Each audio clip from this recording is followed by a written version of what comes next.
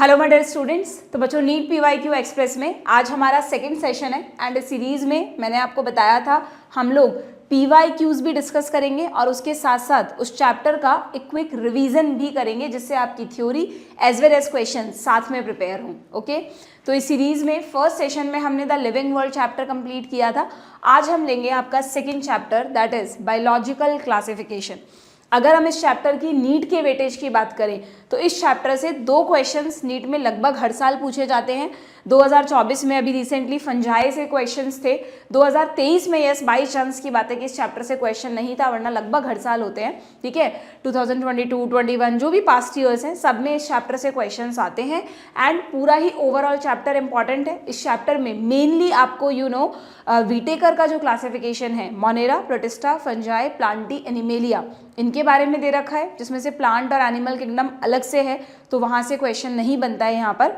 ठीक है, and last में जो एक इसका टॉपिक है वायरस, वायरॉइड्स, प्रायंस, इनसे भी क्वेश्चंस बनते हैं। ठीक, अच्छा स्पेशली बच्चों एक चीज ध्यान रखना कि क्योंकि इस बार नीट 2025 में तुम्हें पता है एनटीए ने ये अनाउंस कर दिया है कि भाई अब हमने चॉइसेस हटा दी है ना। अब हम ये मान के चल रहे हैं कि भाई अब कोविड तो पूरी तरह से खत्म हो ही गया है, बच्चा पढ़ाई पे पूरा फोकस कर ही रहा है, तो अब हम चॉइसेस आपको नहीं देंगे एग्जाम में। तो ये भी हो सकता है कि चॉइसेस ना देने के साथ साथ जो एक कंसिस्टेंट पैटर्न हम लास्ट 4 साल से देख रहे थे ना कि यार कुछ लिमिटेड टॉपिक्स से ही क्वेश्चंस पूछे जा रहे थे, कुछ टॉपिक्स बिल्कुल ही पूछे नहीं जा रहे थे। जैसे आप देखना, इसी से मुझे याद आया कि वायरस वायरॉइड से जो लास्ट क्वेश्चन था वो 2020 में पूछा था, उसके बाद पूछा ही नहीं। तो कहीं ना कहीं ये सब इसलिए था कि पढ़ाई को थोड़ा एग्जाम को थोड़ा सिंप्लीफाई रखने के लिए कि जो कॉमन टॉपिक्स बच्चे पढ़ते हैं, जो बोर्ड्स में, सब्जेक्टिव में या सब जगह पूछे जाते हैं, उन्हीं से हम क्वेश्चन पूछ लें और जो थोड़े से भी टिपिकल टॉपिक्स हैं वहाँ से क्वेश्चंस ना दें। तो आप इस पैटर्न पर ही ओनली प्रिपरेशन नहीं कर लेना अपनी। नो डाउट जो ज़्यादा पूछी जा रही हैं चीज़ें उन्हें तो हमें ज़्यादा पढ़नी है, बट जो नहीं पूछी जा रही है ना और एनसीईआरटी में दी हैं वो भी आपको पढ़ के जानी है, क्योंकि हो सकता है 2025 के पेपर को थोड़ा सा कंपैरेटिवली एक अच्छे लेवल पर लाने के लिए वो उन चीज़ों से भी क्वेश्चंस पूछ लें जो लास्ट 4-5 ईयर्स में नहीं पूछे गए। ठीक है, तो मतलब इन शॉर्ट आप कहेंगे कि मैम ऐसे तो हमें क्या पता चलेगा क्या पढ़ें क्या छोड़ें। तो सीधी सिंपल सी बात है कि हमें कुछ भी नहीं छोड़ना, जो एनसीईआरटी में दिया है वो सब पढ़ के जाना है, सब रिवाइज करना है, सब इंपॉर्टेंट है हमारे लिए। हाँ, जो चीज़ें हर साल ही पूछी जा रही हैं वो बट ऑब्वियस थोड़ा सा ज़्यादा फोकस करनी है। ठीक है, क्लियर। तो चलिए इस चैप्टर में बायोलॉजिकल क्लासिफिकेशन को हम साथ साथ में एनसीईआरटी से भी देखते जाएंगे और इसके पीवाईक्यूज भी सॉल्व करते जाएंगे। सबसे पहले इसका जो फर्स्ट टॉपिक है, यहाँ पर इस सीरीज में मैं आपको chapter wise and topic wise questions करवा रही हूँ। तो सबसे पहले जो इसका इंट्रोडक्टरी पार्ट है वहाँ से देखें 2014 में, यानी इंट्रोडक्टरी पार्ट से ज़्यादा क्वेश्चंस नहीं आते बच्चों। ठीक है, स्टार्टिंग का जो पार्ट है वो आपने एक बार पढ़ रखा है, that is enough. Okay, 5 kingdom system of classification suggested by R.H. Whittaker is not based on पूछा है। ठीक है, जब आप इस चैप्टर को पढ़ते हैं स्टार्टिंग में तो पहले तो आपको 2 किंगडम, अच्छा उससे भी पहले आपको थोड़ा सा एरिस्टोटल के बारे में दे रखा है। एरिस्टोटल यू नो ना, फादर ऑफ बायोलॉजी। तो एरिस्टोटल ने सबसे पहला अटेम्प्ट किया था ऑर्गेनिजम्स को क्लासिफाई करने का, और उन्होंने सिंपली प्लांट्स को मॉर्फोलॉजी के बेसिस पर, हाइट के बेसिस पर हर्ब्स, श्रब्स एंड ट्रीज में क्लासिफाई किया था। और एनिमल्स को कैसे किया था, जिनमें रेड ब्लड है और जिनमें नहीं है। बहुत सिंपल सा क्लासिफिकेशन था। फिर 2 किंगडम क्लासिफिकेशन आया जिसको बहुत टाइम तक एक्सेप्ट किया गया, बट बाद में 5 किंगडम के बाद ये अब फॉलो नहीं होता। 2 किंगडम किसने दिया था, हो सकता है आपसे पूछ ले। ध्यान रखना, जो फादर ऑफ टेक्सोनॉमी थे ना बच्चों, लिनियस, इन्हीं ने 2 किंगडम, इनने बाइनोमियल नॉमेनक्लेचर भी दिया था, हमने पढ़ा था, एंड इन्हीं ने 2 किंगडम क्लासिफिकेशन दिया, यानी ऑर्गेनिजम्स को प्लांट एंड एनिमल किंगडम में डिवाइड किया। जिनमें भी सेल वॉल थी उन सबको प्लांट में रखा, यानी बैक्टीरिया को भी प्लांट में रखा, फंजाई को भी प्लांट में रखा, और प्लांट्स तो प्लांट में आएंगे ही।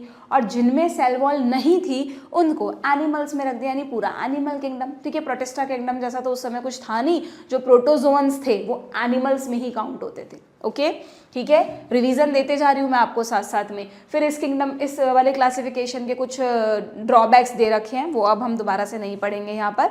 ठीक है, नाउ फिर आया R.H. विटेकर का 1969 में। वैसे ईयर्स बहुत ज़्यादा ऐसे नहीं पूछे जाते कि आपको 4 अलग अलग ऑप्शन दे देंगे and you have to choose the right year. ठीक है, बट कभी कभी साइंटिस्ट के नाम के साथ लिखा हुआ आ जाता है तो आप ध्यान रख सके तो अच्छी बात है। तो आर.एच. व्हिटेकर ने 1969 में 5 किंगडम क्लासिफिकेशन दिया और इसमें जो मेन क्राइटेरिया उन्होंने लिए थे वो कौन कौन से थे? वो थे सेल का स्ट्रक्चर, सेल प्रोकैरियोट है या यूकैरियोट है, सेल में न्यूक्लियस है कि नहीं है, प्रोकैरियोट यूकैरियोट, ठीक है। बॉडी ऑर्गेनाइजेशन की सेल्यूलर लेवल है, टिश्यू लेवल है, ऑर्गन लेवल है, ऑर्गन सिस्टम लेवल है। मोड ऑफ न्यूट्रिशन ऑटोट्रॉफिक है या हेट्रोट्रॉफिक है या दोनों मोड प्रेजेंट हैं। रिप्रोडक्शन किस तरह से कर रहे हैं, जिसका इस पूरे क्लासिफिकेशन की टेबल में कहीं जिक्र नहीं है, बट यस उन्होंने रिप्रोडक्शन को भी एज अ मोड चूज किया था, ठीक है। And phylogenetic relationship, last session में भी बताया था। फाइलोजेनेटिक का मतलब इवोल्यूशनरी, कहीं भी ये वर्ड आ जाए समझ जाना, इवोल्यूशनरी रिलेशन, कि कौन किससे ज़्यादा एडवांस है, उसी सीक्वेंस में अरेंज होंगे सारे किंगडम्स, ठीक है। तो ये जो मेजर क्राइटेरिया, और भी बहुत सारे क्राइटेरिया थे, बट मेजर क्राइटेरिया जो उन्होंने लिए थे वो ये सारे थे। तो इसी पर बेस्ड एक क्वेश्चन 2014 में बना कि उनका क्लासिफिकेशन किस पर बेस्ड नहीं था। ऑप्शंस क्या थे? प्रेजेंस और absence of a well defined nucleus, presence और absence of a well defined nucleus तो है ना भाई, ये हम कह रहे हैं कि सेल का स्ट्रक्चर कि न्यूक्लियस है या नहीं है, तो वो तो उन्होंने लिया था। मोड ऑफ रिप्रोडक्शन भी लिया था, मोड ऑफ न्यूट्रिशन भी लिया था, and complexity of body organisation भी तो लिया था। यहाँ पे दे रखा है ना कि उनका एक था ये रहा बॉडी ऑर्गेनाइजेशन, तो ये तो गड़बड़ सा क्वेश्चन आ गया। इस क्वेश्चन में तो हमें ऐसा कोई कैरेक्टरिस्टिक ही नहीं मिल रहा जो यहाँ पर मैच कर रहा हो। तो इस तरह के केस में क्या हुआ, ऑफिशियल आंसर की में क्या आया था सुनना, उन्होंने क्या किया बच्चों, इस केस में एनसीईआरटी की लैंग्वेज को फॉलो किया। हालांकि ये मुझे कोई बहुत वैलिड पॉइंट नहीं लगा, क्योंकि ओवरऑल अगर हम देखें तो चारों ही ऑप्शंस तो लिए थे आर.एच. व्हिटेकर ने, बट अगर आप वर्ड टू वर्ड जाए ना तो ये तीनों तो एज इट इज लिखे हुए हैं, बॉडी ऑर्गेनाइजेशन है, मोड ऑफ न्यूट्रिशन है और मोड ऑफ रिप्रोडक्शन है।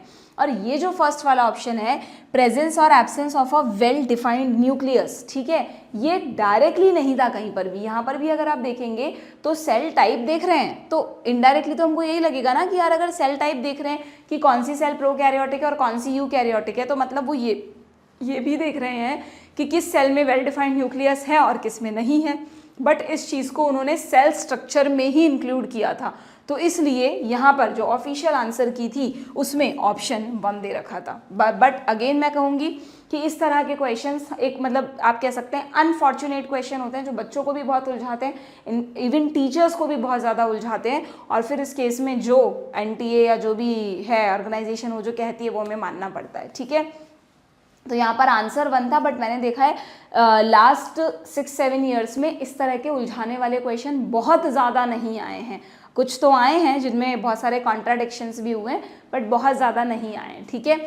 तो होपफुली ऐसे क्वेश्चंस जो जिनमें कोई लॉजिक ही नहीं बैठ रहा और कुछ भी लॉजिक लगा के हम बोल दें कि हाँ भाई this is the correct answer, ऐसे क्वेश्चंस ना आए आपके तो ज़्यादा बेटर है। बट मैंने आपको बता दिया, आप अब किसी भी बुक से प्रैक्टिस करें, अगर इस क्वेश्चन में कन्फ्यूज़न है तो फर्स्ट आंसर ही इसका ऑफिशियल आंसर की में था, दैट इज़ प्रेजेंस और absence of a well defined nucleus, क्योंकि डायरेक्टली उन्होंने इसको एज अ क्राइटेरिया नहीं लिया था, उन्होंने सेल स्ट्रक्चर में, जस्ट सेल स्ट्रक्चर में अलग अलग पॉइंट्स में आप इसको मान सकते हैं इनडायरेक्टली, ठीक है। This was the best explanation I can give to you, okay. Next question पर आते हैं। नेक्स्ट क्वेश्चन क्या है, इसमें PYQs में मैं ऐसा नहीं है कि ऐसे कंफ्यूजिंग क्वेश्चंस को उड़ा दूंगी सीरीज में से, मैं सारे क्वेश्चंस आपसे डिस्कस करूंगी, आपको बिल्कुल फैक्ट्स बताते चलूंगी कि यार देखो ये है, ऐसे हुआ था, ये ऑफिशियल आंसर की में आया था। तो ये कई जगह अच्छा भी हुआ है कि कुछ ऐसे कन्फ्यूजन्स में बोनस भी दिया गया है या जो भी अच्छा डिसीजंस भी लिए गए हैं, बट कुछ जगह मनमानी भी हुई है, ठीक है। चलो नेक्स्ट क्वेश्चन पर आते हैं। Maximum nutritional diversity is found in the group, yes very good question. Maximum nutritional diversity आपको कहाँ मिलेगी, यानी वो कौन सा किंगडम है जिसमें लगभग हर तरह का मोड ऑफ न्यूट्रिशन मिलता है। ये मैं आपको पहले भी पढ़ाते वक्त भी बता चुकी हूँ, that is the Monera kingdom. क्योंकि बैक्टीरिया एक ऐसा ग्रुप है बच्चों, भाई फंजाई तो सारे हेट्रोट्रॉफ होते हैं, प्लांट सारे ऑटोट्रॉफ होते हैं, एनिमल सारे हेट्रोट्रॉफ होते हैं। अब मोनेरा एंड प्रोटिस्टा दोनों में ऑटोट्रॉफ भी है और हेट्रोट्रॉफ भी है ना, याद है ना आपको। बैक्टीरिया में भी जो फोटोसिंथेटिक बैक्टीरिया हैं और ज़्यादातर हेट्रोट्रॉफिक है। प्रोटिस्टा किंगडम में अगर हम देखें तो जो शुरू के डायटम्स हैं, डायनोफ्लैजिलेट्स हैं, यूग्लिनॉइड्स हैं, ये ऑटोट्रॉफ है, और जो बाद के दो हैं स्लाइम मोल्ड्स एंड प्रोटोजोन्स वो हेट्रोट्रॉफ है। तो फिर इन दोनों में से ज़्यादा न्यूट्रिशनल डाइवर्सिटी किसको दोगे तुम? बैक्टीरिया को, क्योंकि बैक्टीरिया में एक ऐसा मोड ऑफ न्यूट्रिशन और है जो बाकी किसी में भी नहीं है, that is chemo autotroph. Autotroph में भी फोटोसिंथेसिस एंड कीमोसिंथेसिस, वो सिर्फ और सिर्फ बैक्टीरिया में है। तो दैट्स वाई बैक्टीरिया में सबसे ज़्यादा न्यूट्रिशनल डाइवर्सिटी मानी जाती है। वैसे भी अगर तुम मोनेरा किंगडम में देखोगे तो यहाँ पर एक लाइन लिखी हुई है बच्चों कि कहाँ गया है पॉइंट, ये रहा, bacteria is a group show the most extensive metabolic diversity. Metabolism या न्यूट्रिशन के जो मोड्स हैं वो सबसे ज़्यादा आपको किस किंगडम में मिलेंगे? मोनेरा किंगडम में। ठीक है, तो ये पॉइंट दिमाग में एकदम फिट कर लेना। तो यहाँ पर आंसर क्या हो जाएगा इसका आंसर हो जाएगा मोनेरा। ठीक है, डन। नेक्स्ट क्वेश्चन पर आते हैं। नेक्स्ट क्वेश्चन क्या है? इन द 5 किंगडम, ये सब वही पुराने क्वेश्चन है क्योंकि इंट्रोडक्शन से नया क्वेश्चन नहीं, रिसेंट ईयर्स में क्वेश्चन नहीं बना। In the 5 kingdom classification Chlamydomonas and Chlorella have been included in. देखो कितना अच्छा क्वेश्चन आ गया ना, जिस पर मैंने तुम्हें कॉन्सेप्ट बताया था।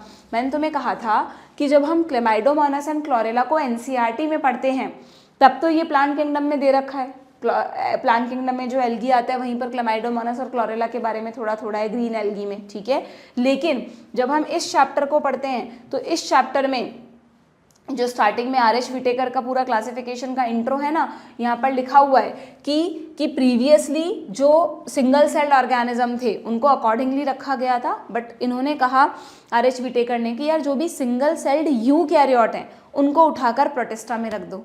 तो उस क्लासिफिकेशन के according Chlamydomonas and chlorella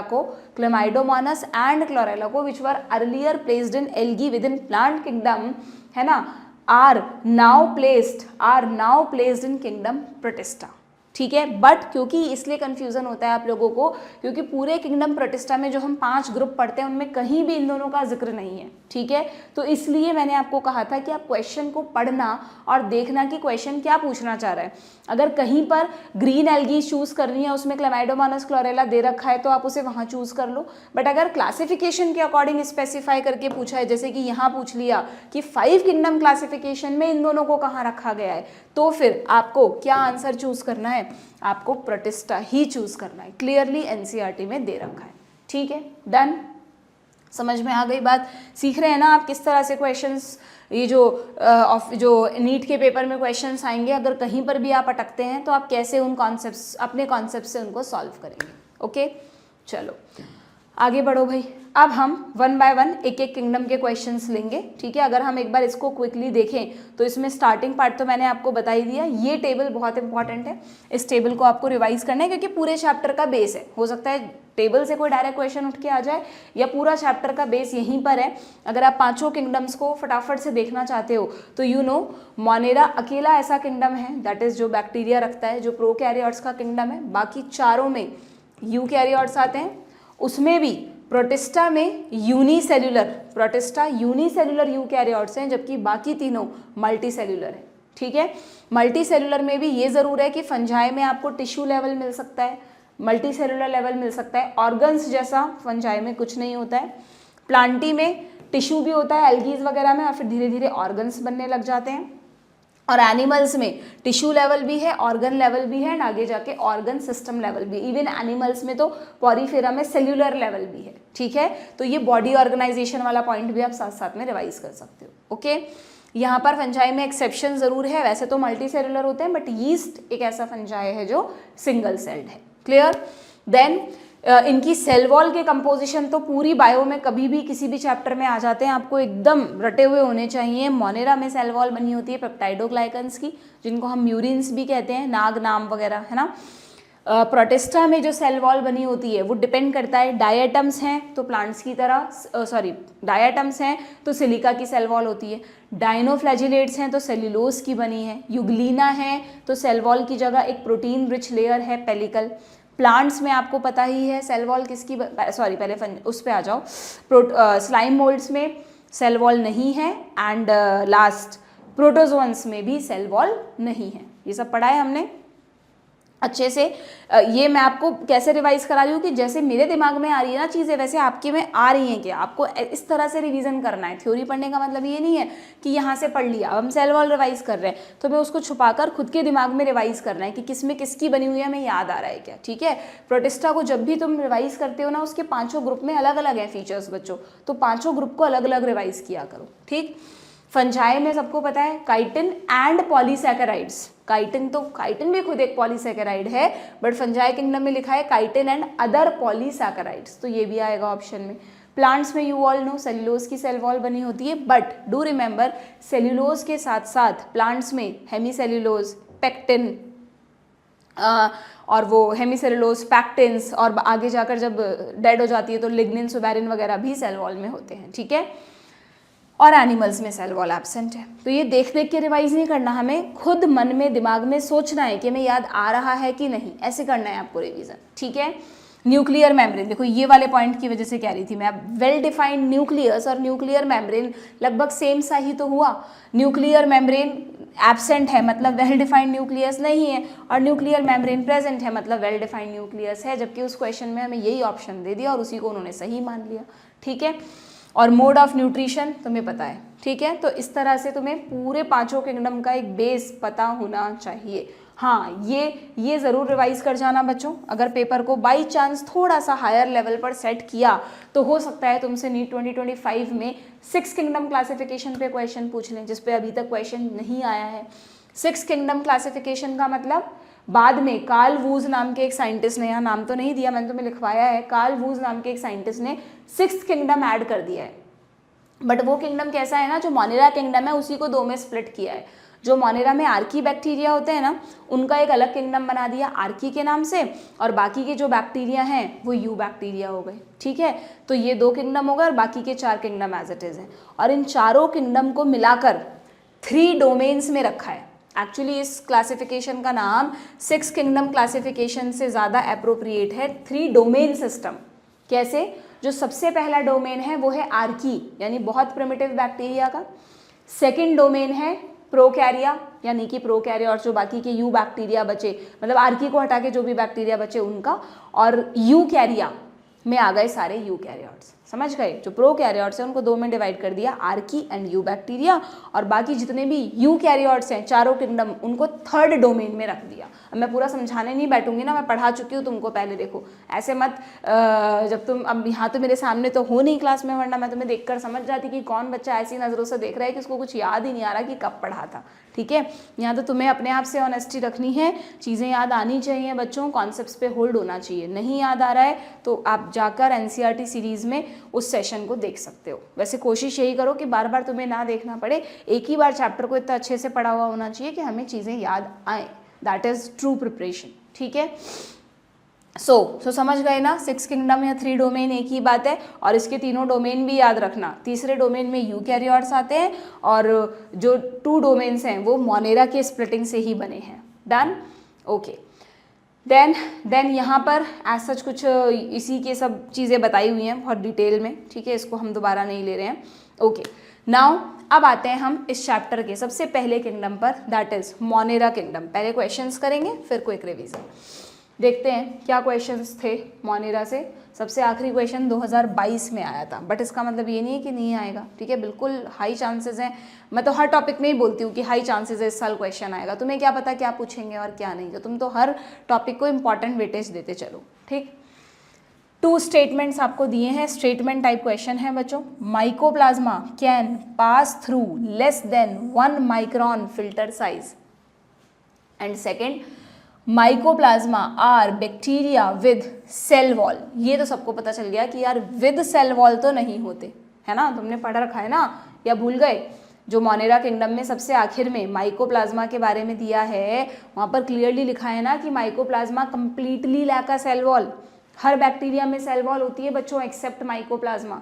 mycoplasma cell wall lacking bacteria है, उनमें सेल वॉल नहीं है, इसीलिए तो they are sensitive to penicillin ना, मतलब sorry they are insensitive to penicillin ना, क्योंकि पेनिसिलिन एक ऐसा एंटीबायोटिक है जो सेल वॉल पे अटैक करता है। इनके पास सेल वॉल ही नहीं है तो इन पे पेनिसिलिन का कोई अटैक ही नहीं हो पाता। ठीक है, क्वेश्चन आया है। ओके, माइकोप्लाज्मा स्मॉलेस्ट भी हैं, बैक्टीरिया वैसे स्मॉलेस्ट है, पर बैक्टीरिया में भी सबसे छोटा कौन है? माइकोप्लाज्मा। अगर हम वायरसेस की बात नहीं कर रहे, वायरस तो बैक्टीरिया से भी छोटे होते हैं, पर वायरस तो ए सेल्यूलर है ना, उनके पास तो सेल नहीं है, हम सेल कंटेनिंग ऑर्गेनिजम्स की बात कर रहे हैं। तो बैक्टीरिया स्मॉलेस्ट है और बैक्टीरिया में भी सबसे छोटा कौन है? Do remember, mycoplasma. ठीक है, और माइकोप्लाज्मा हमारे किसी काम के नहीं है, जनरली ये प्लांट्स एनिमल सब में डिजीज फैलाते हैं। इसका एक एग्जाम्पल जो कॉमनली पूछा जाता है वो आप लिख के रख लेंगे, PPLO, pleuro pneumonia like organism.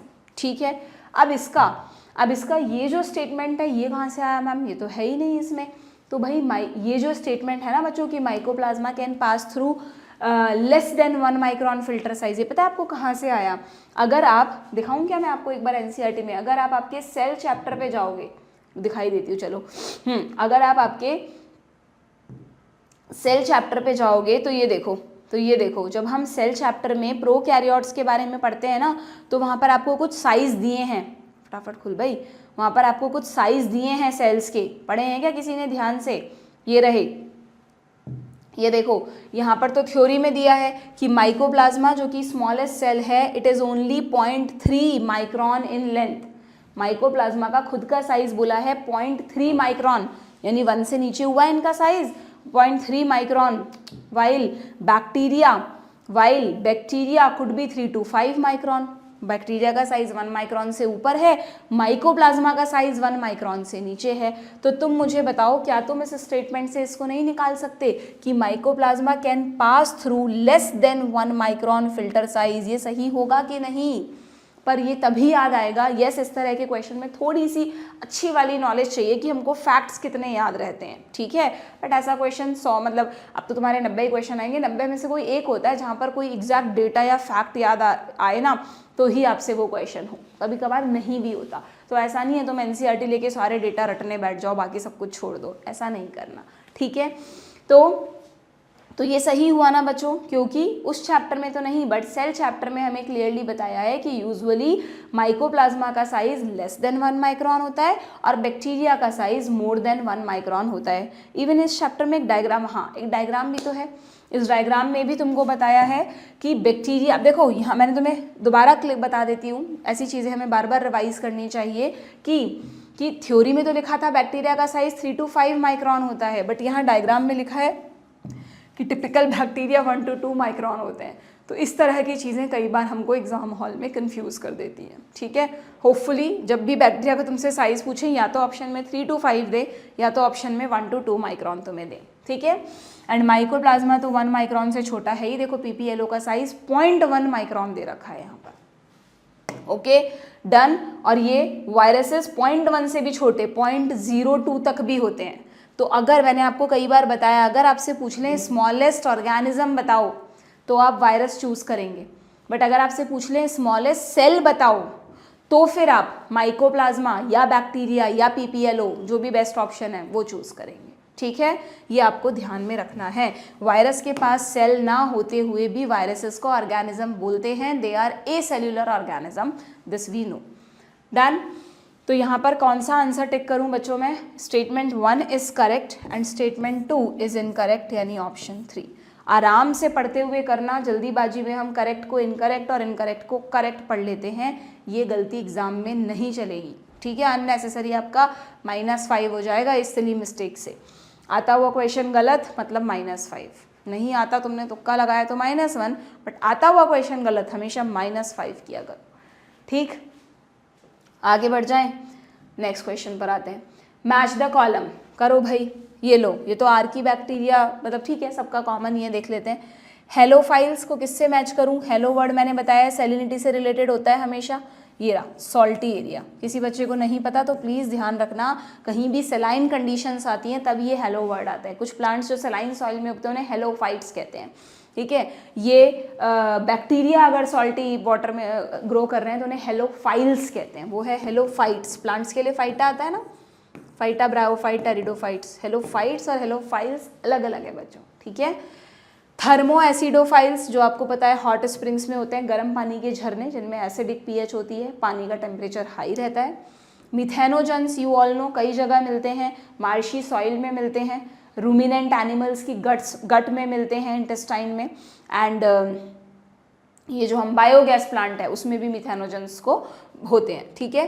तो इसको हम गट्स ऑफ रूमिनेंट से मैच कर देते हैं। साइनोबैक्टीरिया यानी हमारा ब्लू ग्रीन एल्गी, ये पानी में मिलेगा, एक्वेटिक एनवायरनमेंट। जब पानी में एल्गल ब्लूम हो जाता है, कई बार पानी पल्यूट होने लगता है बहुत दिनों तक, अगर पानी रुका रहे, उसकी केयर नहीं हो प्रॉपर, तो फिर उस पानी में ग्रीन ग्रीन होने लग जाता है, उसको एल्गल ब्लूम कहते हैं। और ध्यान रखना, वो जो एल्गल ब्लूम है that is due to blue green algae.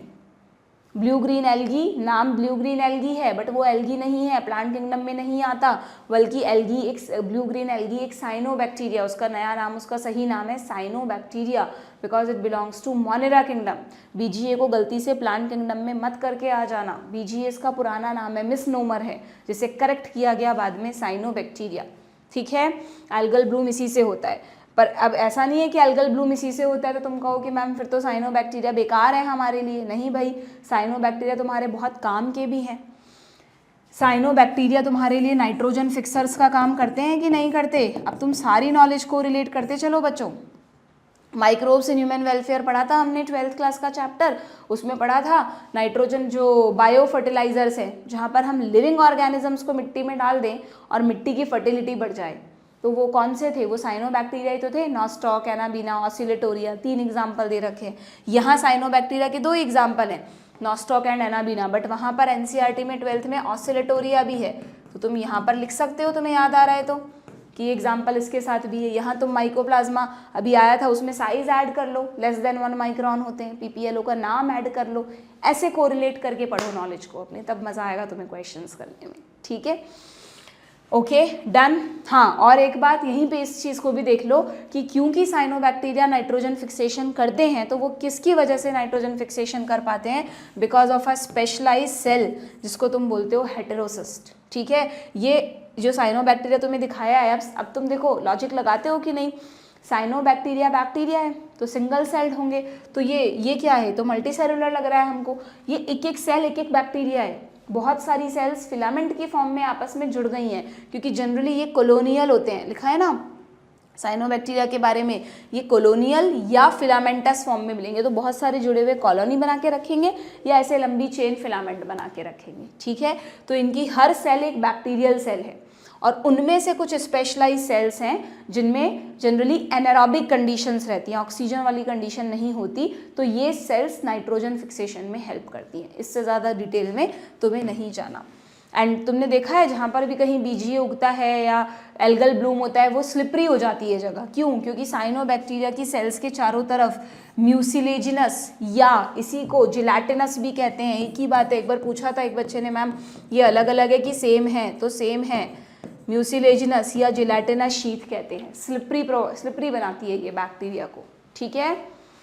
Done है क्या, बस ये सारे पॉइंट्स इसी से रिलेटेड है, एल्गल ब्लूम भी आ गया, इसके यूज़ भी आ गए, है ना, और इसके वो भी आ गए मतलब हमें अगर कोई हार्म है तो इनसे। डन, ठीक है, हो गया रिवाइज तुम्हारा साइनोबैक्टीरिया। लो भाई अब तुम कर लो मैच, तो किसको मैच करूं, ए को 4th से मैच करूं। देखो इस तरह के क्वेश्चन में तुम्हें टाइम वेस्ट नहीं करना बच्चों, मैंने कहा ना NEET is the game of speed plus accuracy. तो जब भी मैच द कॉलम क्वेश्चन करोगे, पहला ऑप्शन मिला के तुरंत ऑप्शंस में देखोगे, अगर तुम्हें कॉन्फिडेंट है कि यार इसका यही और ये एक ही ऑप्शन में दिया है, तो बाकी नहीं पढ़ने, यही वो जगह है जहाँ से तुम अपना टाइम बचाओगे। पर यहाँ तो मैं तुम्हें इसलिए करवाती हूँ कि मेरे को तुम्हें रिवाइज कराना है, सब कुछ याद दिलाना है, दैट्स वाई, ठीक है।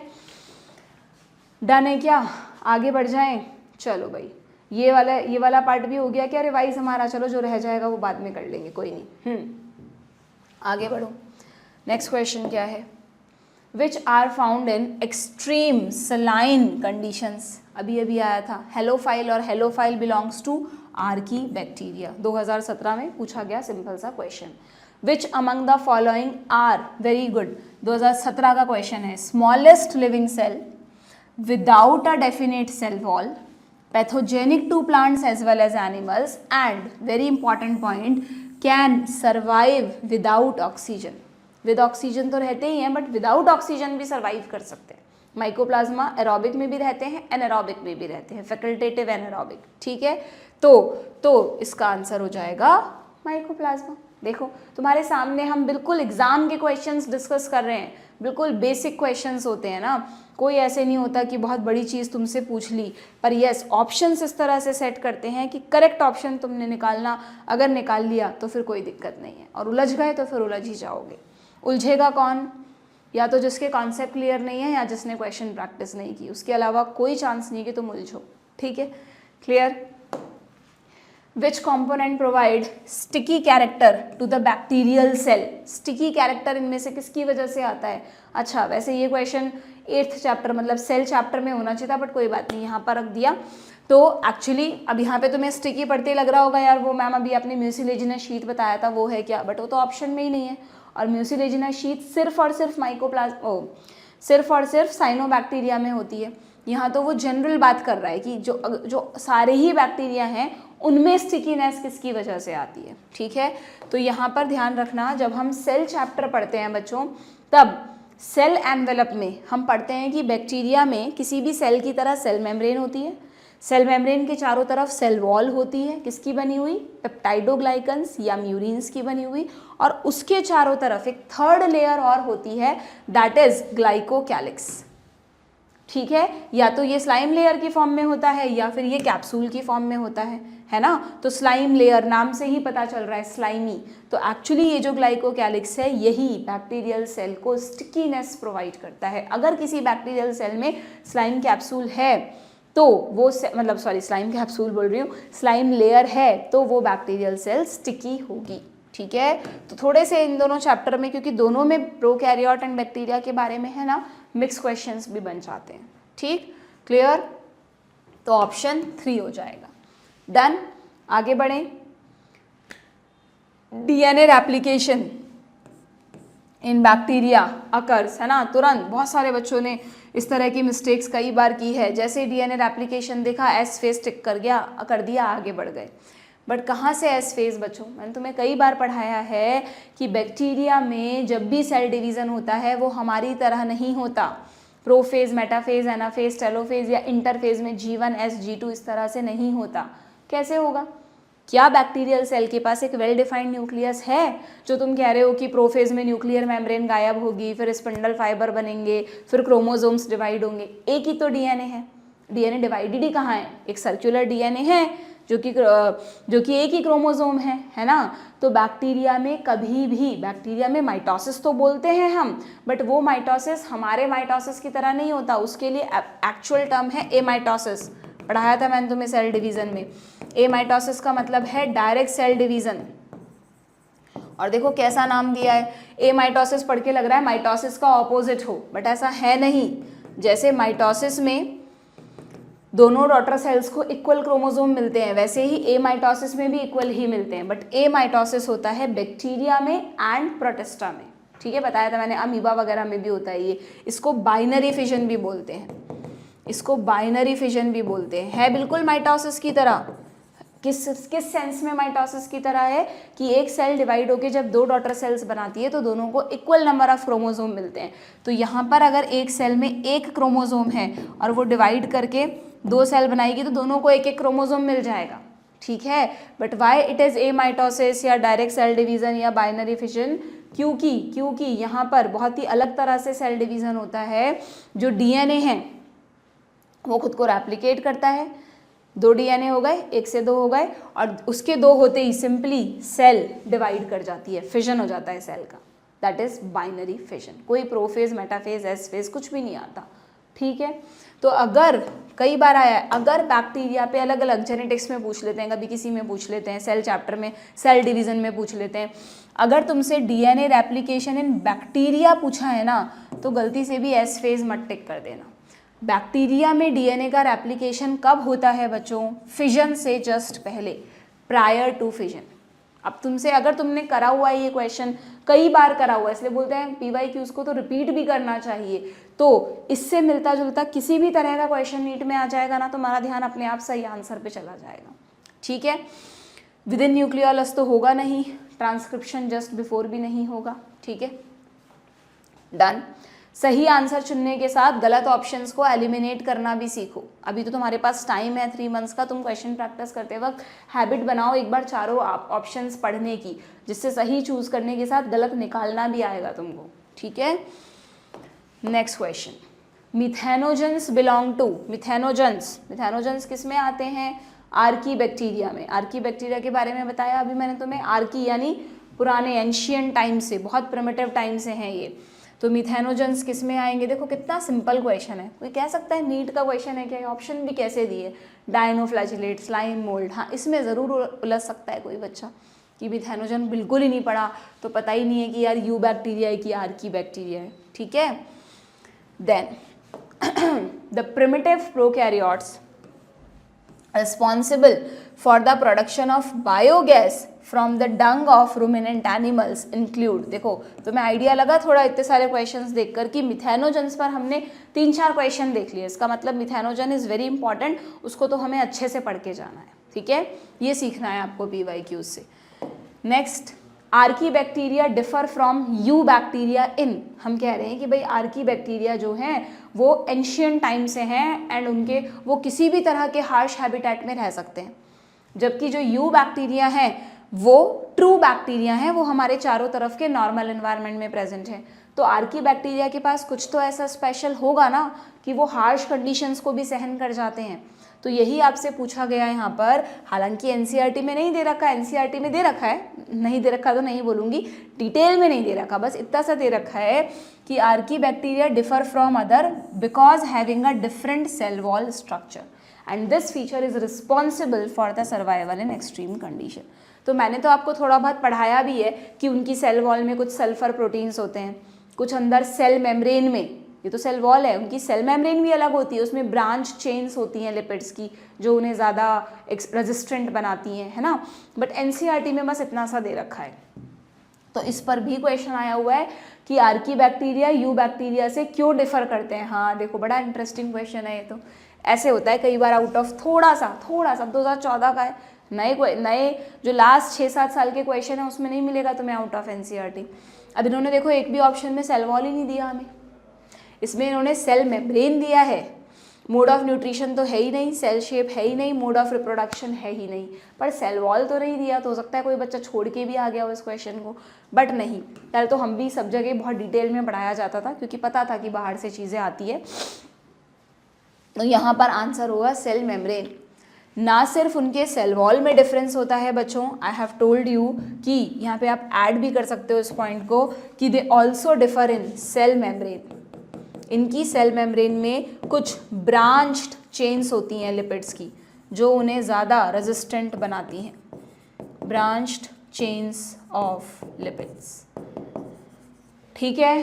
तो अब आपको ध्यान रखना है, हो सकता है आपके जो नीट में क्वेश्चन आए उसमें सेल वॉल दे रखा हो, ऐसा नहीं करेंगे कि cell wall and cell membrane दोनों दे दें और बोथ ऑप्शन में ना दें, डोंट वरी फॉर दैट, ठीक है, क्लियर। चलिए next question, which are likely to be present in deep sea water. Deep sea water में इनमें से आपको कौन मिलेगा, देखें ज़रा। बीजीए, ये तो बिल्कुल सरफेस पर होते हैं। Saprophytic fungi, not at all possible. अब यू बैक्टीरिया और आर्की बैक्टीरिया में, चाहे तुमने नहीं भी पढ़ा डायरेक्टली, बट तुम खुद बताओ मुझे, deep sea water harsh habitat है ना, तो वहाँ पर आर्की बैक्टीरिया मिलेंगे आराम से। इकोलॉजी में थोड़ा सा पढ़ा था, याद करो कि depth of the sea water में ऐसे बैक्टीरिया रह सकते हैं जो नॉर्मल जगह, जो मतलब नॉर्मल नहीं रह सकते, जो हार्श हैबिटेट में रह सकते हो, तो सिंपली आर्की बैक्टीरिया, ठीक है। तुम देख रहे हो ना, जैसे जैसे तुम 2015 से पहले जाओगे, 2017 से पहले जाओगे, थोड़ा थोड़ा तुम्हें आउट ऑफ एनसीईआरटी क्वेश्चंस मिलेंगे, बिल्कुल थोड़ा थोड़ा, बट ये इतना ही थोड़ा होता है, ये नॉलेज हम तुम्हें लेक्चर के दौरान देते हैं, इसीलिए देते हैं, ठीक है। पिगमेंट कंटेनिंग मेम्ब्रेनस एक्सटेंशंस इन सम साइनोबैक्टीरिया। अच्छा, मैंने कहा ना थोड़ा सा सेल और इस चैप्टर के क्वेश्चन मिक्स हो गए, बट यू नो मैंने तुम्हें सेल चैप्टर में पढ़ाया है कि अगर हम साइनोबैक्टीरिया की बात करें तो साइनोबैक्टीरिया में जो सेल मेम्ब्रेन होती है उसमें हमने पढ़ा था एक तो मीजोजोम्स होते हैं, याद करो, ऐसे मीजोजोम्स होते हैं, ठीक है, जिनमें तरह तरह के एंजाइम्स भरे रहते हैं। मीजोजोम्स के अलावा अगर ये बैक्टीरिया बीजीए है, साइनोबैक्टीरिया है, फोटोसिंथेसिस कर रहा है, तो इसमें कुछ और भी एक्सटेंशंस होते हैं जिनके अंदर पिगमेंट्स भरे रहते हैं। इनको तो आप मीजोजोम बोल रहे हो, उनमें एंजाइम्स हैं, और अगर ग्रीन पिगमेंट्स हैं तो इनको हमने नाम दिया था क्रोमैटोफोर्स, ध्यान है, क्रोमैटोक्रोमा मीन्स कलर, क्रोमैटोफोर्स, या इन्हें सिंपली थाइलेकॉइड्स भी कह देते हैं। ये वो क्लोरोप्लास्ट वाले थाइलेकॉइड नहीं है, पिगमेंट के बेसिस पर हमने इनको थाइलेकॉइड्स कह दिया। It is given in NCERT. ठीक है, क्लियर। तो देखो ज़रा मिल गया क्या आंसर तुम्हें, ये रहा। बहुत अच्छा क्वेश्चन है, तुरंत बच्चे को उलझाने के लिए पहला ही ऑप्शन न्यूमैटोफोर दे रखा है, क्योंकि जब इतनी सारी नॉलेज हम लेकर एग्जाम हॉल में जाते तो कई बार दिमाग में हाँ यार वो मेटोफोर कुछ था, और फिर जल्दीबाजी में इसको कर देते हो। तो ऐसी गलती से बचने के लिए क्या करना है, समझ गए होंगे अब तुम। रिपीटेडली रिवीजन, बार बार चीज़ें पढ़ो, एग्ज़ाम दो, टेस्ट दो, एनालाइज करो, तब नहीं होगी ये गलतियाँ।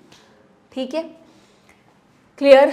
ये भी कर सकते हैं, हाँ यार साइनोबैक्टीरिया में हेट्रोसिस्ट भी तो पढ़ा था हमने, कुछ स्पेशल सी सेल थी, तो इसको कर दो, क्या फ़र्क पड़ता है, फ़र्क पड़ता है, +4 और -5 का फ़र्क पड़ता है।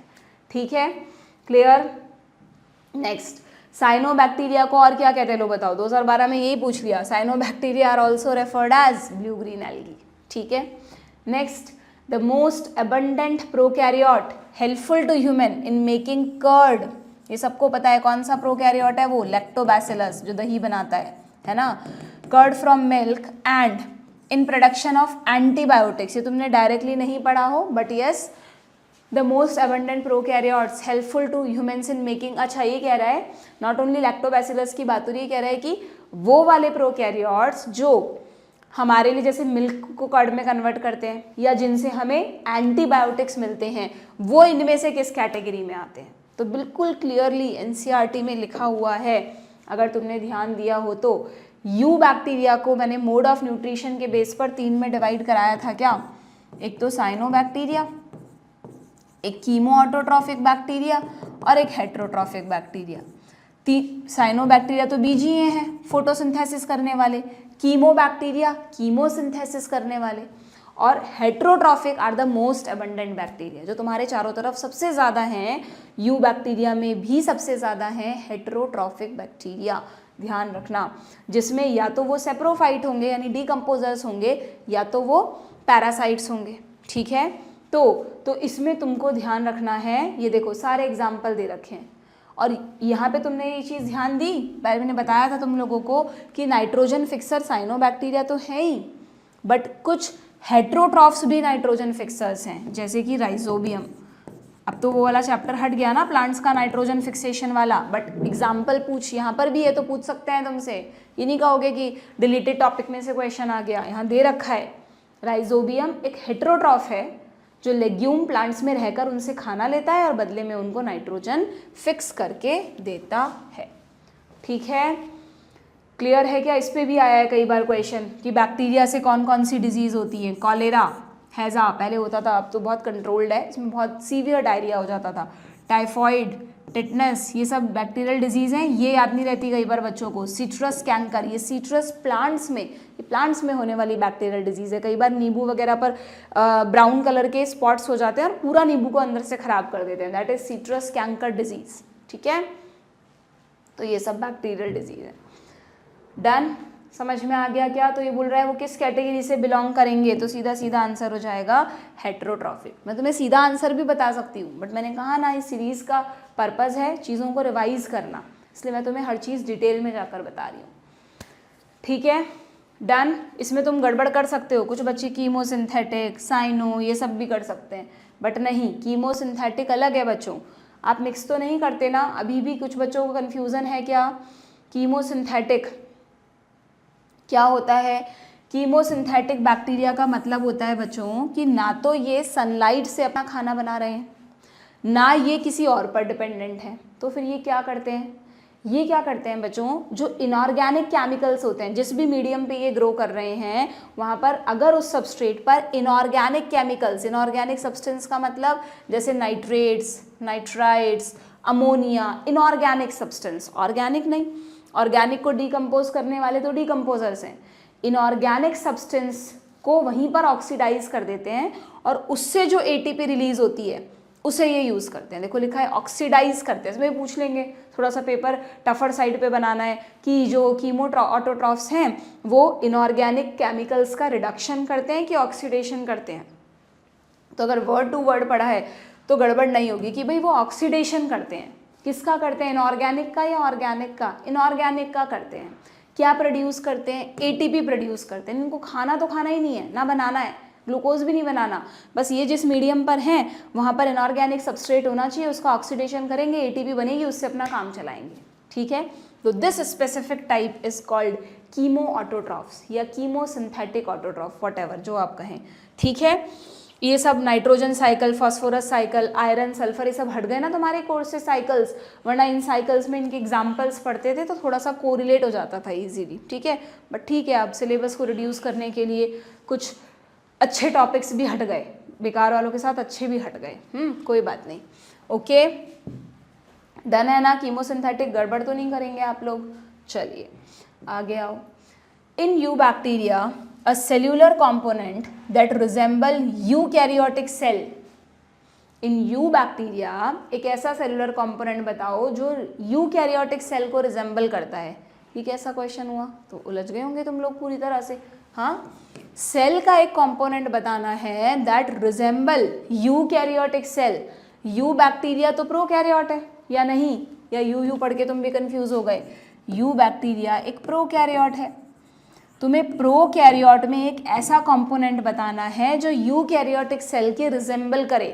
तो हमेशा ध्यान रखना कि प्रोकैरियोट्स एंड यूकैरियोट्स में कुछ भी एक जैसा नहीं है सिवाय सेल मेम्ब्रेन के। जो प्लाज्मा मेम्ब्रेन होती है बस वो एक इकलौता ऐसा स्ट्रक्चर है बच्चों जो प्रोकैरियोट एंड यूकैरियोट में एग्जैक्टली सेम है।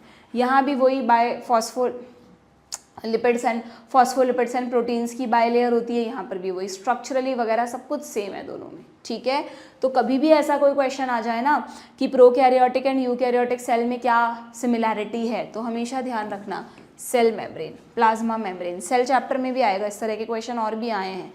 ठीक है, डन। नाउ सम हाइपरथर्मोफिलिक ऑर्गेनिज्म, 2010 का क्वेश्चन है ना, 2010 तक लिए हमने क्वेश्चन, तो 2010 से भी इस चैप्टर से आया था।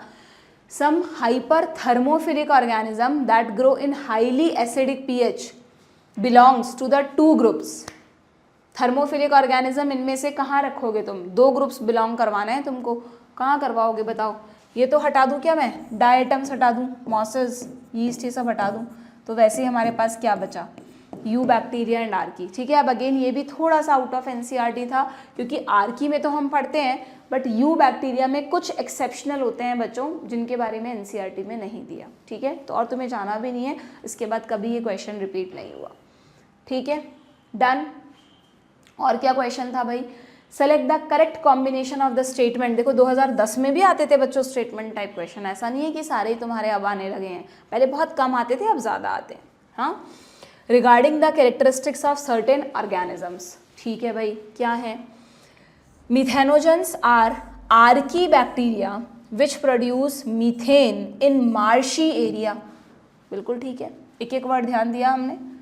Nostoc is a filamentous blue green algae which fixes atmospheric nitrogen.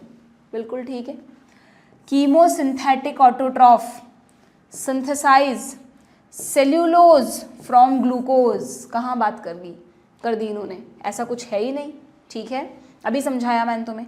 Mycoplasma lack a cell wall, yes, and can survive without oxygen. बिल्कुल ठीक है, गलती से यहाँ कैन की जगह कांट लिखा हुआ हो, कैन नॉट लिखा हुआ हो तो पढ़ लेना ढंग से। ठीक है, तो तुम्हें करेक्ट स्टेटमेंट बताने हैं क्या, तो करेक्ट बता दो। First, second and fourth, first, second and fourth ये रहा, तो ऑप्शन 4 हो जाएगा। ठीक है, कर लोगे ना, हो रही है ना प्रैक्टिस, समझ में आ रहे हैं क्वेश्चंस। बस इस तरह से तुमको क्वेश्चंस करते चलने हैं और क्वेश्चन के साथ साथ टॉपिक को रिवाइज करते चलना है। तो लेट्स चेक, हमारा मोनेरा किंगडम पूरा रिवाइज हो गया क्या, देख लें, और कोई पॉइंट रह गया तो बता देती हूँ। तो मोनेरा किंगडम में हमने क्या सीखा भाई, कि मोनेरा किंगडम एक तो बैक्टीरिया इसके सोल मेंबर है। बैक्टीरिया पूरी दुनिया में मोस्ट अबंडेंट माइक्रो ऑर्गेनिज्म है, वायरसेस से भी ज़्यादा नंबर बैक्टीरिया का है। ठीक है, जो हर जगह होते हैं उनको यूबिक्यूटस भी कहते हैं बच्चों, कॉस्मोपॉलिटन या यूबिक्यूटस भी कहते हैं। ठीक है, ऐसा कुछ लिखा हुआ आ जाए बाई चांस तो। एक्सट्रीम हैबिटेट्स में भी मिलेंगे तुमको, यस वी नो। हाँ, ये इस पे क्वेश्चन नहीं आया बट आ सकता है। यहाँ पे बैक्टीरिया की शेप दी है ना, तो ये तुम ध्यान रखना, जो गोल होते हैं वो कोकाई, रॉड शेप में बेसिलाई, और बेसिलाई में स्पोर बनाते हुए भी दिखाया है। वैसे तुम कहीं पढ़ते नहीं हो कि बैक्टीरिया स्पोर बनाते हैं, बट ध्यान रखना चारों में से कोई भी बैक्टीरिया हो, जब एक्सट्रीम कंडीशंस आती है ना, तो जैसे फंजाई स्पोर बनाते हैं वैसे बैक्टीरिया भी स्पोर्स बनाते हैं बच्चों। एंड बैक्टीरिया के स्पोर्स को एंडोस्पोर्स कहते हैं, which are the most resistant spores. Fungi से भी ज़्यादा रेजिस्टेंट होते हैं बैक्टीरिया के स्पोर। कुछ बैक्टीरिया इतने शैतान हैं कि हम उनको किसी भी तरह से नहीं मार सकते, क्योंकि वो अपने स्पोर्स बना लेते हैं, उनके अंदर प्रोटेक्टेड पड़े रहते हैं, और जैसे ही हम अपना मैकेनिज्म हमने जो भी किया था बैक्टीरिया को मारने के लिए वो हटता है, वैसे वो फिर प्रकट हो जाते हैं। ठीक है, मेडिकल साइंस के लिए बहुत मुश्किल है इनसे निपटना। Okay, so cocci, bacilli, spirilla and vibrio, है ना। सबके एग्जाम्पल भी पूछ सकते हैं, जैसे लैक्टोबैसिलस, स्ट्रेप्टोकोकस, स्पाइरुला में ट्रिपोनेमा पैलिडम, वो स्पाइरल शेप का होता है, और विब्रियो में विब्रियो कॉलेरी, जो कॉलेरा डिजीज करता है। ठीक, डन। चलिए, एग्जाम्पल तुमसे नहीं पूछेंगे क्योंकि एनसीईआरटी में दिए नहीं है। देन ये मैंने तुम्हें अभी बताया ही था, मोस्ट एक्सटेंसिव न्यूट्रिशनल डाइवर्सिटी या metabolic diversity. Statement type question आ जाएगा कि bacterial structure is very simple but behaviour is very complex. इसकी सेल को पढ़ना बड़ा आसान है, बट इसके इतनी सारी चीज़ों को समझना इज वेरी कॉम्प्लेक्स। ठीक है, ओके। आर्की बैक्टीरिया बताई दी मैंने तुमको, इसमें कुछ रहा नहीं है हमारा। यू बैक्टीरिया में तीनों ग्रुप बता दिए, साइनो बैक्टीरिया बता दिया, कीमो ऑटोट्रॉफ बता दिए, हेट्रोट्रॉफ बता दिए। ठीक है, बैक्टीरिया में रिप्रोडक्शन बता दिया कि बैक्टीरिया फिजन करते हैं normally, that is binary fission, that is a mitosis, direct cell division, no phases. ठीक है, ये आ गया, देखो अंडर अनफेवरेबल कंडीशन से स्पोर्स बनाते हैं। और अगर बैक्टीरिया सिर्फ फिजन करते हैं बच्चों, तो फिजन तो एसेक्सुअल रिप्रोडक्शन है ना, यहाँ तो सिंपली बस सेल डिवाइड हो रही है, अपने जैसी नई सेल्स बना रही है। तो फिर बैक्टीरिया में वेरिएशंस कैसे आते होंगे? तो वेरिएशंस आने के लिए they reproduce by a sort of sexual reproduction. हमारी तरह गेमीट्स, जाइगोट ऐसे सब नहीं होता है, इनमें वेरिएशंस लाने के कुछ मेथड्स होते हैं, जैसे कि इन्होंने सिर्फ उसकी डेफिनेशन दी है कि जैसे एक डीएनए ट्रांसफ़र होता है from one bacteria to other. But आप ध्यान रखना, जब डीएनए ट्रांसफ़र करते हैं ना बैक्टीरिया एक सेल से दूसरी सेल में, तो आपस में दो बैक्टीरिया पिलाए के थ्रू जुड़ जाते हैं और फिर डीएनए ट्रांसफ़र करते हैं, और इस प्रोसेस को कहते हैं कॉन्जुगेशन। क्या कहते हैं? कॉन्जुगेशन बाय पिलाए। ठीक है, इसके अलावा जो आप ग्रिफिथ का एक्सपेरिमेंट पढ़ते हो, वहाँ ट्रांसफॉर्मेशन आता है, वो भी एक मेथड है जीन चेंज, जेनेटिक चेंजेस लाने का। एक हर्शे एंड चेज के एक्सपेरिमेंट में जो हम पढ़ते हैं ट्रांसडक्शन, वो भी एक मेथड है। तो बैक्टीरिया में कई सारे मेथड्स हैं फॉर ब्रिंगिंग वेरिएशंस। ठीक है, clear? Mycoplasma I have told you. ये हो गया हमारा मोनेरा किंगडम रिवाइज। आया मज़ा? वन शॉट से मच बेटर है। वन शॉट में मैं लाइनें पढ़ती जाती, तुम्हें पढ़ाती जाती, यहाँ पे तुम क्वेश्चन भी कर रहे हो और तुम्हारा रिवीजन भी हो रहा है। ठीक है, ओके। प्लीज़ बता देना मुझे कमेंट बॉक्स में, बड़ी मेहनत से मैंने तुम लोगों के लिए सब प्लान किया है कि भाई हाँ मैम हमें मज़ा आ रहा है कि नहीं, कैसा लग रहा है ये सब पढ़ के, वन शॉट से ज़्यादा मज़ा आ रहा है कि नहीं, ये भी बताना। ठीक है, चलो, और है क्या हमारे पास टाइम आगे बढ़ने का?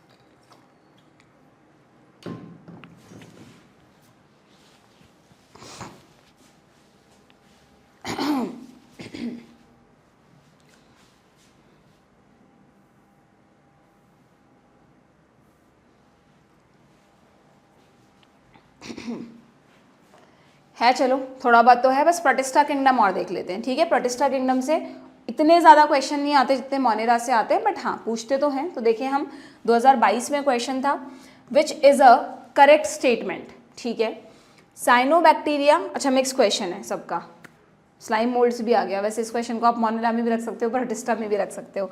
Cyanobacteria are a group of autotrophic organism classified under kingdom Monera.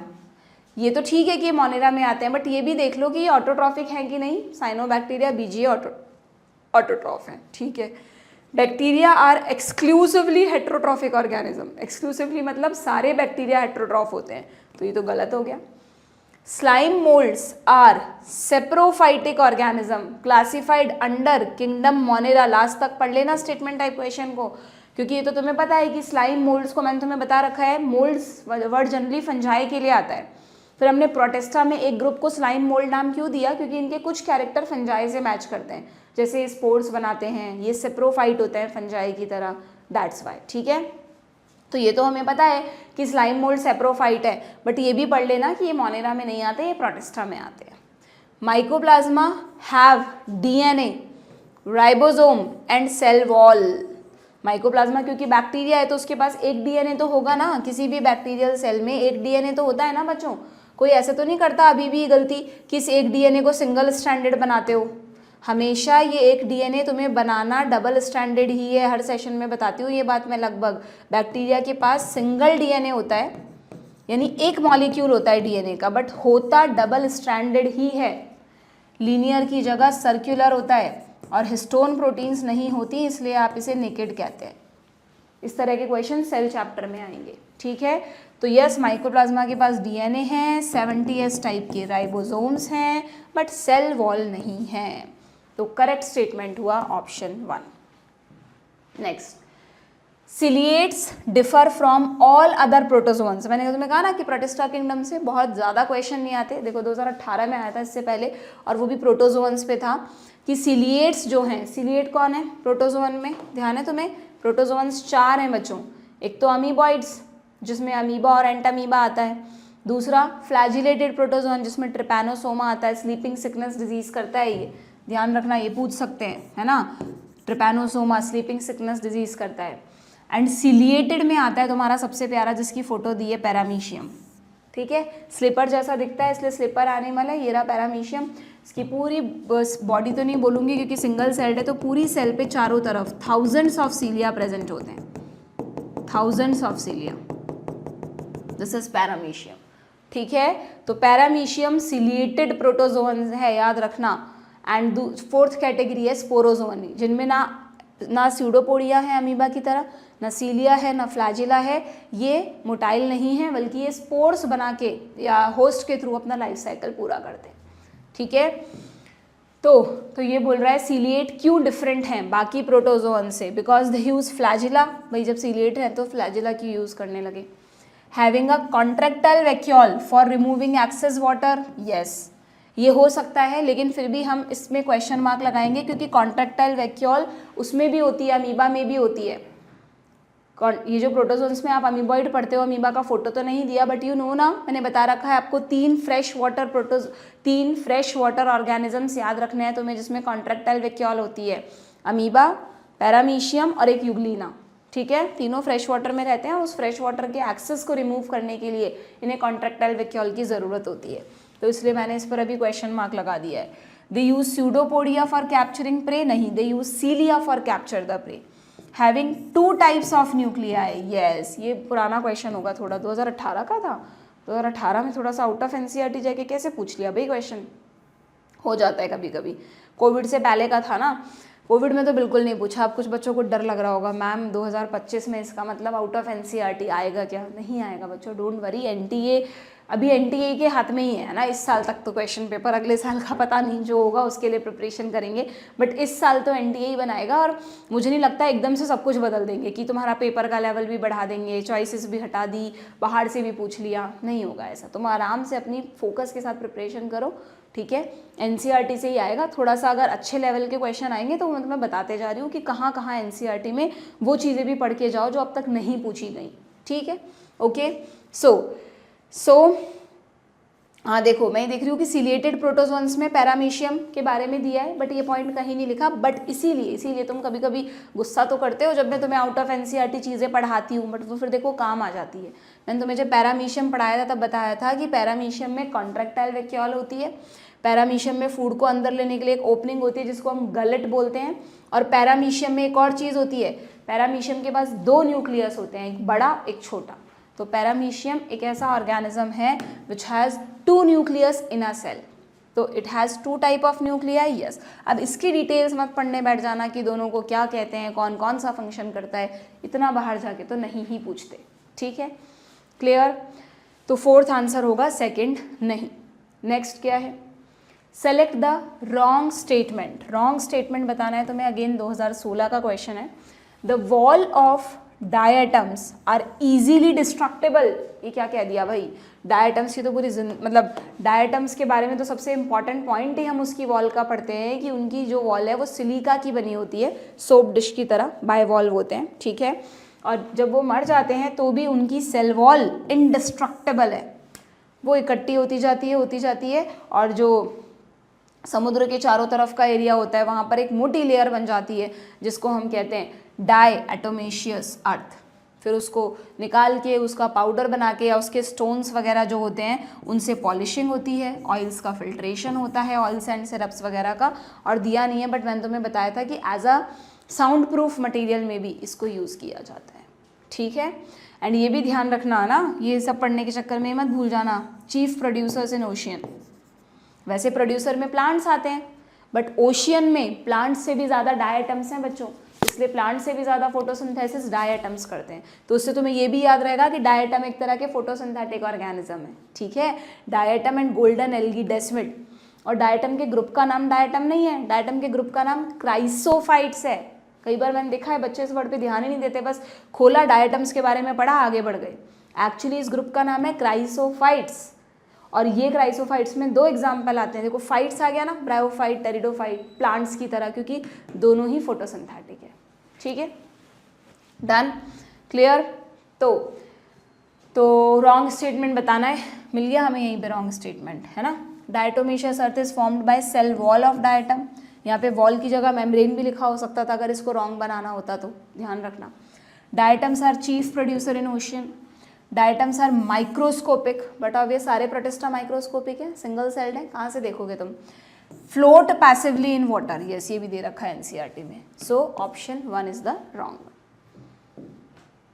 Chrysophytes, euglenoids, dinoflagellates and slime moulds, अरे वाह बड़ा आसान क्वेश्चन है 2016 में, ठीक है। ये सब किस किंगडम में आते हैं, किसी बच्चे को ये भी नहीं पता तो फिर जाओ अभी अपनी पहले 11th 12th पूरी करो, फिर नीट के बारे में सोचना, ठीक है। Protista kingdom. Then in which group of organism the cell wall form 2 thin overlapping shell which fit together, अभी बताया डायटम्स। अब देखो डायटम है ही नहीं ऑप्शन में, डायटम है ही नहीं ऑप्शन में, तो जिसको पता है कि डायटम क्राइसोफाइट्स में आते हैं वो आराम से टिक कर देगा। बाकी कोई ये लॉजिक लगा लेगा 2 है तो डाइनोफ्लैजिलेट हो सकता है, 2 का डाइनोफ्लैजिलेट तो 2 फ्लैजिला वाले हैं, 2 डायटम्स में से आया है, ठीक है। इसलिए ही कह रही हूँ, एक्सपीरियंस के बेसिस पर बता रही हूँ बच्चों, एक एक वर्ड इंपॉर्टेंट है तुम्हारे लिए। Which organism is not an eukaryote, इस तरह के क्वेश्चन भी आते हैं कई बार, नॉट एन यूकैरियोट, ऐसे क्वेश्चन सेल चैप्टर में हैं शायद 1-2, ठीक है। तो इनमें से कौन यूकैरियोट नहीं है, यानी हमें बताना है कौन प्रोकैरियोट है, ठीक है। तो पैरामीशियम तो अभी हमें पता ही है, मतलब नॉट एन यूकैरियोट बता रहा है, यानी हमें बताना है which is prokaryote, which is prokaryote. तो मैं प्रोकैरियोट वाले को टिक करूंगी, बाकी सबको हटाते जाऊंगी, ठीक है। ई कोलाई बैक्टीरिया है, पता चली गया।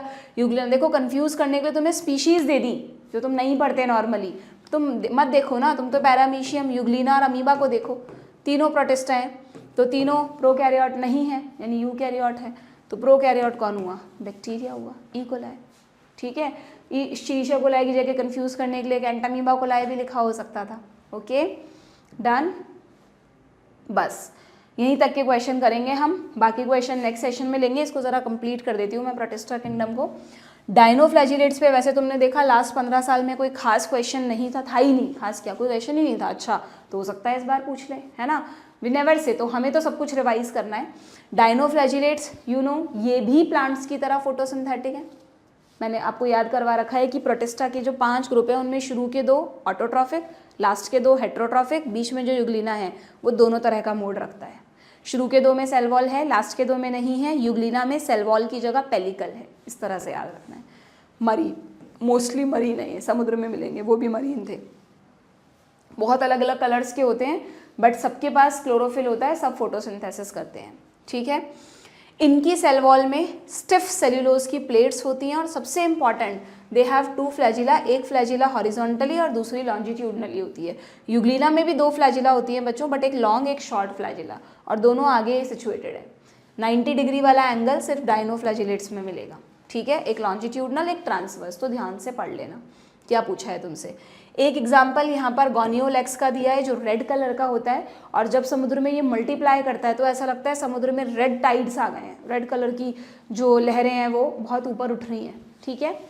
और ये कंडीशन टॉक्सिक भी है क्योंकि गोनियोलेक्स एक टॉक्सिन बनाता है, अगर उस टॉक्सिन को फिशेस वगैरह कंज्यूम कर लें तो वो मर जाती हैं, और अगर उन डेड फिशेस को कोई दूसरे ऑर्गेनिज्म से इवन ह्यूमंस कंज्यूम कर लें तो उनमें भी पैरालिसिस जैसी प्रॉब्लम हो सकती है। तो गोनियोलेक्स टॉक्सिन भी रिलीज करता है, ठीक है।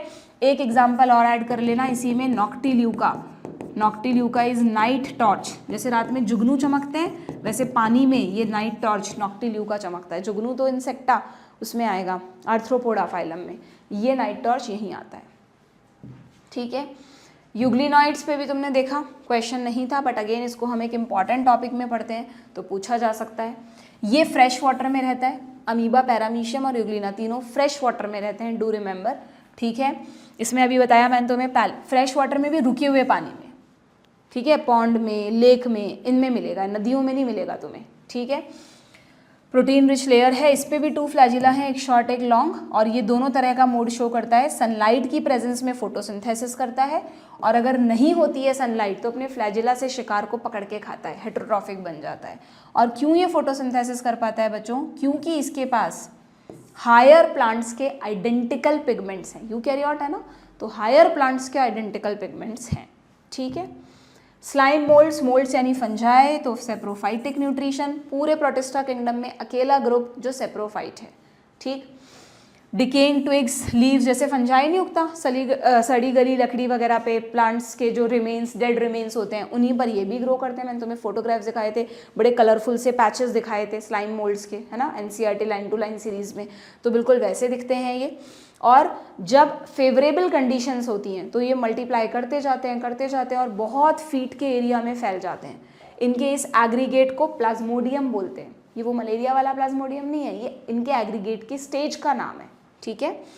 लेकिन जैसे ही अनफेवरेबल कंडीशन आती है उस कंडीशन में प्लाज्मोडियम डिफ्रेंशिएट होने लगता है, ये ऐसे अपने ऊपर फ्रूटिंग बॉडीज बनाने लगते हैं, और उन फ्रूटिंग बॉडीज का मतलब एक ऐसी बॉडी जो सेक्सुअली रिप्रोड्यूस करेगी, फ्रूट्स नहीं बनेंगे, ठीक है।